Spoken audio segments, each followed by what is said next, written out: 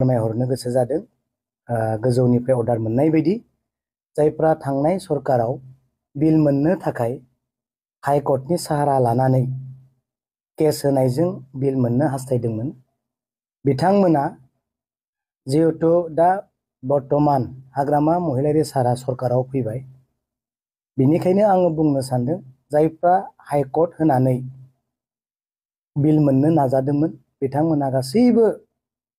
हाइकर्टनि केसफोरखौ दैखांनानै लाफैनो थाखाय आं खावलायहरदों खस्थ' खालामनानै आरो केस खालामनानै लानांगौनि गोनांथि गैथ'ला होननानै जोङो सावरायदों दा बिनिखायनो जेसेबां कन्ट्रेक्टरफोर दङ बिथांमोना गावबा गाव केसखौ उथायना लागोन होननानै आङो मिजिंथिहरदों आरो जिहेतु हाग्रामा महिलारी सार बिथाङा पुरुना पेन्डिं लाइबिलिटिस बा गोजाम बिलखौ होगोन होननानै खोथा होबाय बिथाङा जिहेतु सरकाराव फैबाय आरो गोजाम बिलखौ होगोन होननानै खोथा होबाय दा केस खालामनानै खस्थ' खालामनानै हाइकर्टनि साहारा लानानै बिल मोननांगौनि जेबो गोनांथि गैला होननानै आं सानो उथायनायनि उनाव मोनसे नटिफिकेसन नोंसिनियाव कर्टनिफ्राय फैगोन बे अर्डारखौ बा नटिफिकेसनखौ फैबाय थानाय बृहस्पतिबार आरो शुक्रबार जोङो गेस्ट हाउसाव थागोन नोंथांमोना लेखाखौ होफैनांगौ बिक्रम दैमारिया कन्ट्राक्टर एसोसिएशननि लिडार दिनै प्रेस मिट खालामनाय एपिल खालामदों जायफ्रा पेन्डिं बिल मोनाखैमोन बिसोर हाइकर्टआव केस होदोंमोन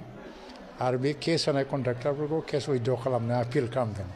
आं बेनि मिनिंखौ बुजियाखै मानगोनां इउजि ब्रह्म सारनिसिम आंनि गुरै मोनसे फोरमायहरनाय आं बुंदों हाइकर्ट केस खालामनानै जायफ्रा बिल लानो नाजादोंमोन बिथांमोना खस्थ' खालामनानै आरो थाखा फैसा गारनानै केस खालामनानै बिल लानांगौनि गोनांथि गैला होननानै बुंनाय जादों मानो होननानै बुङोब्ला हाग्रामा महिलारी सारा